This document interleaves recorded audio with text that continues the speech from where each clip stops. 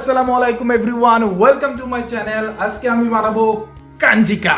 এটা ভুট্টা দিয়ে খুবই মজাদার সুস্বাদু একটি ডিসার্ট। আপনারা বাসায় তৈরি করবেন তাহলে বুঝতে পারবেন কতটা মজাদার একটি ডিসার্ট।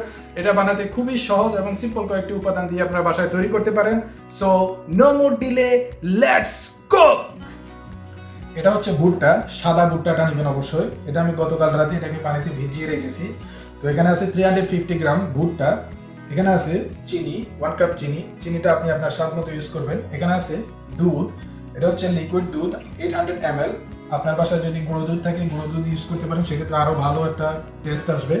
এটা হচ্ছে condense milk 1/2 cup condense milk. এখানে আছে নারিকেলের দুধ, আপনার বাসায় যদি নারিকেল থাকে নারিকেল ইউজ করতে পারেন, সেক্ষেত্রে আরও ভালো। এটা হচ্ছে দারচিনি, অপশনাল, আপনার কাছে ভালো লাগলে ইউজ করবেন অথবা স্কিপ করতে পারেন, সমস্যা নাই। এটা হচ্ছে কিশমিশ, এই দুটো আপনার কাছে ভালো লাগলে ইউজ করবেন অথবা স্কিপ করতে পারেন, নো প্রবলেম।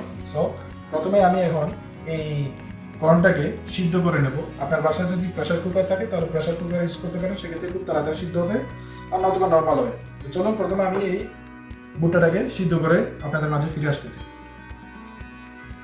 ভুট্টাটা আমি ভালো করে সিদ্ধ করে নিয়েছি। এখন আমি এক এক করে সবগুলো উপকরণ এখানে মিক্স করে দিব। প্রথমে দুধ,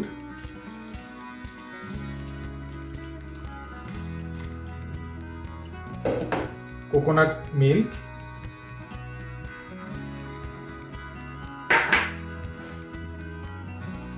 কনডেন্স মিল্ক,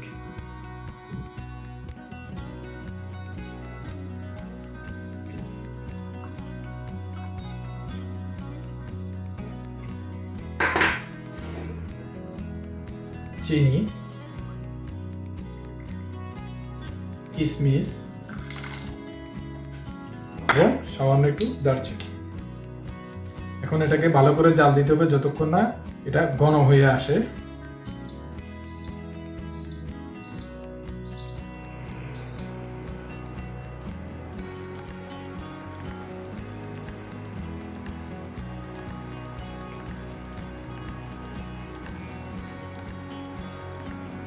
আমার এই কাঞ্জিকাটা রেডি হয়ে গেছে। এখন এটা নামিয়ে ফেলবো চুলা থেকে। যেভাবে আছে এভাবে আপনারা এটা সার্ভ করতে পারেন। তবে হ্যাঁ, আমি আপনাদেরকে একটা জিনিস দেখাবো, যদি আপনারা এই কাঞ্জিকার সাথে এই পাঁচো কাটা অ্যাড করেন তাহলে এই কাঞ্জিকার স্বাদ আরও অনেক গুণ বেড়ে যায়। আপনি যদি জানতে চান কিভাবে এই পাঁচো কাটা তৈরি করতে হয় তাহলে এটার ভিডিও আছে আমার ইউটিউবে, দেখে নেবেন কিভাবে এই পাঁচো কাটা বানাতে হয়। এখন আমি এখানে দুটা পাঁচো কাটা গুঁড়ো করে মিশিয়ে দিব।